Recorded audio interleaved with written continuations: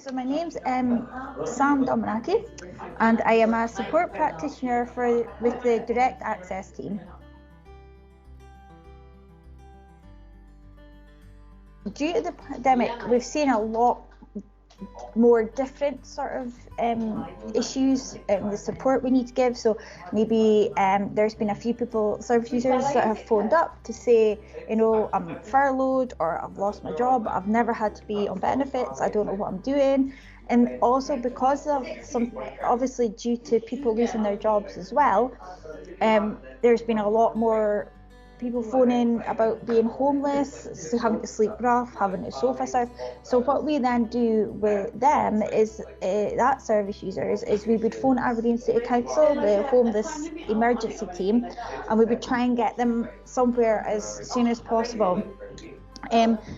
Which is, but also as well, we do have our own domestic abuse team, but a lot of the calls that I've taken and a lot of the service users that I've dealt with have been in abusive relationships and have fled their domestic abuse. So I then refer them to our EVA team to get a lot more support than we can offer. But there has been a few service users that have I've worked with, and at the end of it, they've got a house, they've been able to support themselves, they've got their benefits through, they've got a job, but in these times, it's all different things that are coming through now. Like, as I say, people that have lost their jobs that have never had to deal with anything like this before, they've always been in work.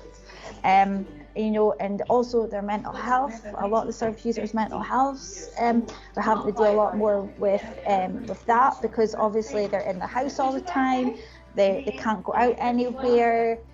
So it's a whole lot of different sort of people that we're supporting now. Our services have changed. Basically, before we used to have the service users coming in to the actual building. So it was so we could do like face-to-faces with them.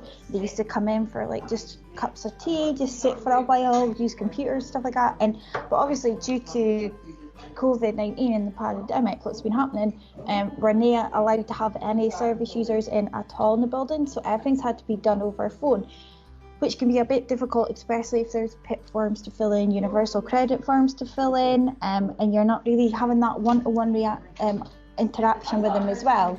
And at least when you had that one-to-one interaction with them, you could see how they were doing, see if there was, if there was any issues that maybe that you picked up on. But with just being over the phone, it's difficult more to do that.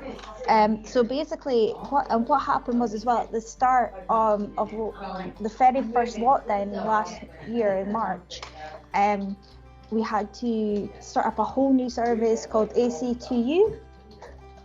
And basically what happened with that is that we had to go and buy a new van and do deliveries to people that were maybe self-isolating, that weren't able to come out of their houses, that because obviously everyone was on lockdown.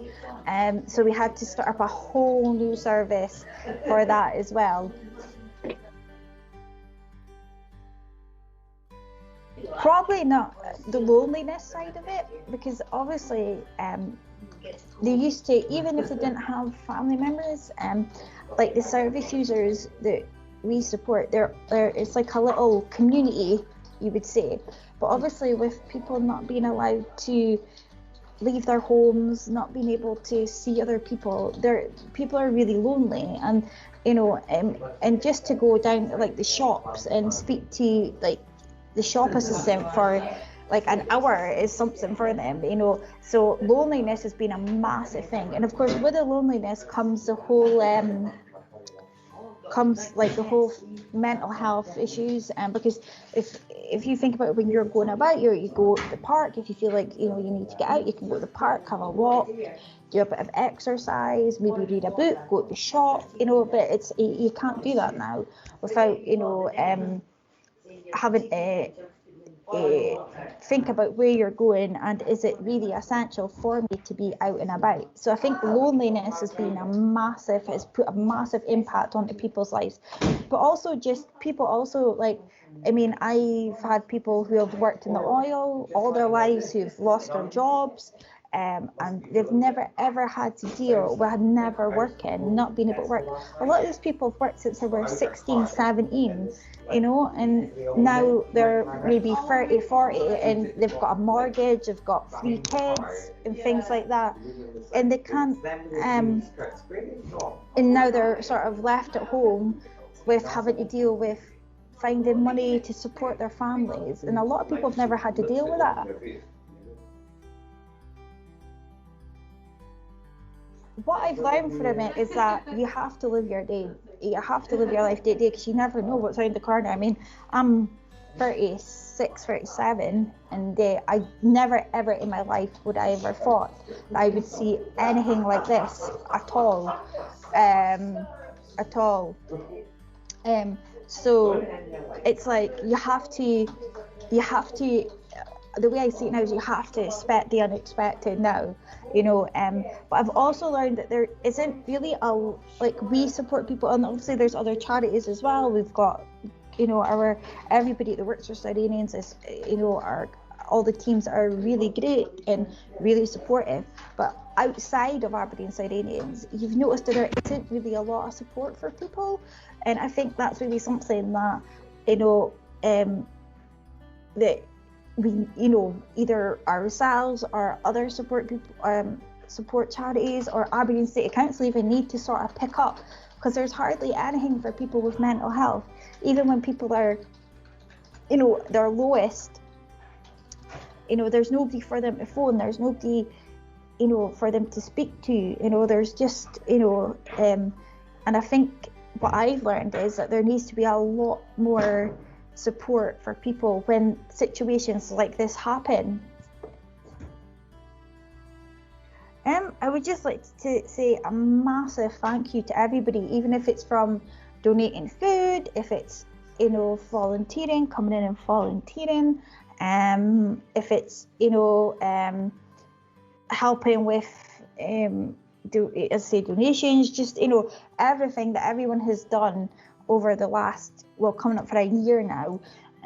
It's been, everyone's just been absolutely amazing, and sometimes we're getting donations from people that haven't got anything themselves, which is, and it's wonderful to see. But I just would like to thank everybody that's helped us, because we've been able to help so many families, so many of our service users, just with the little things that are donated to us, and it puts a smile on our service users' faces when, they phone up and they say, oh, I don't have anything, I've been put into temp accommodation, and when you say, oh well, we actually just got, say a massive heap of bedding delivered, even just a duvet,